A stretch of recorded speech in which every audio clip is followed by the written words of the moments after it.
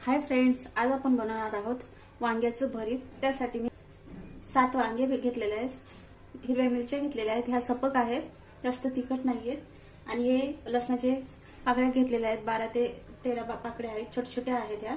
आणि हे हिंग घेतलेला आहे, ही हळद घेतलेली आहे अर्धा चमचा, हिंग चिमूटभर घेतलेला आहे, मीठ घेतलेलं आहे चवीनुसार, आणि हे जिरा पावडर घेतलेला आहे, हे थोडंसं तेल घेतलेलं आहे वांग्यांना लावण्यासाठी, आणि हे शेंगदाणे घेतले आहेत अख्खे भाजून, हे 2 कांदे बारीक चिरून घेतलेले आहेत, आणि ही कोथिंबीर। सर्वात अगोदर आपण या वांग्यांना तेल लावून घेणार आहे अशा प्रकारे।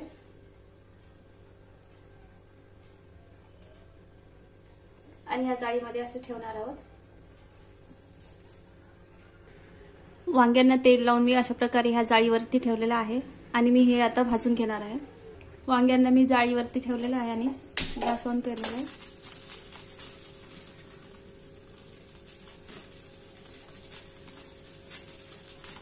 अशा प्रकारे आपल्याला ह्या वांग्यांना असं पलटवून भाजून घ्यायचं आहे।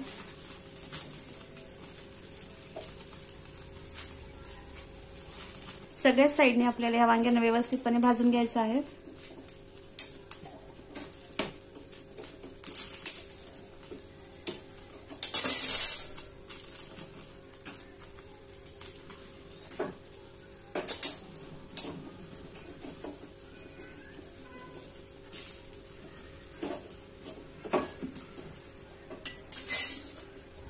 वांगे भाजून झालेले आहेत, आता गॅस बंद करेन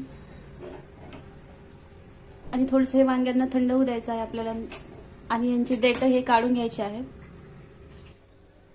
आणि आपल्याला या वांग्यांचा हा काळा भाग काढून घ्यायचा आहे।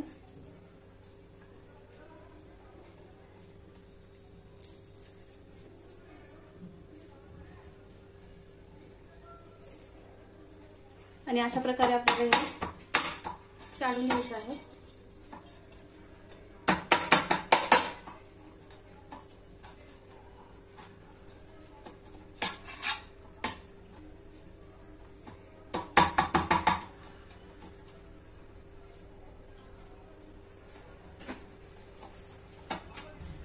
सगळी देठ काढून मी ह्या वांग्यांना अशी कुटून घेतलेली आहे ओबडधोबड। यानंतर कढईत मी थोडंसं तेल घेतलेलं आहे, आणि यामध्ये मिरची ऍड करणार आहे।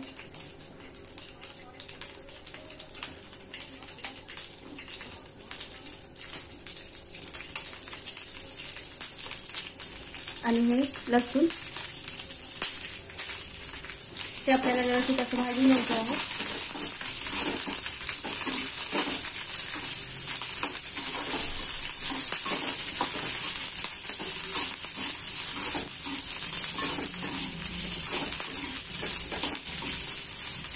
मिरची आणि लसूण हा भाजून झालेला आहे, आणि गॅस ऑफ केला मी।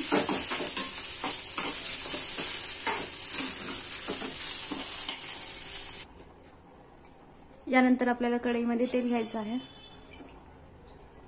2 पळ्या कढईत कांदा ऍड करायचा आहे।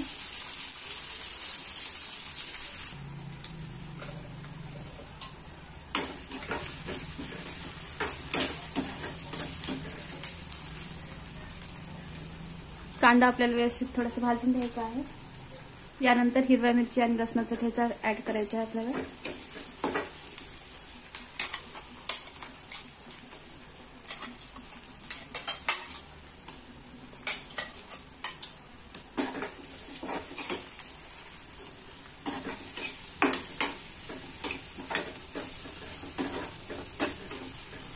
हे सगळं व्यवस्थित मिक्स केल्यानंतर आपल्याला यामध्ये हळद, जिरा पावडर, मीठ आणि हिंग टाकून घ्यायचं आहे।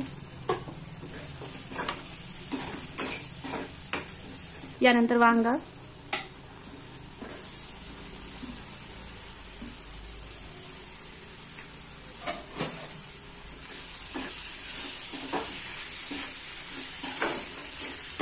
टाकून व्यवस्थित आपल्याला हे सगळं मिक्स करून घ्यायचं आहे।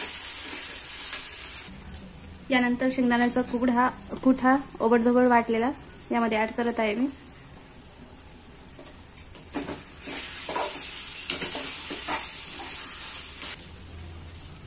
त्यानंतर ही कोथिंबीर,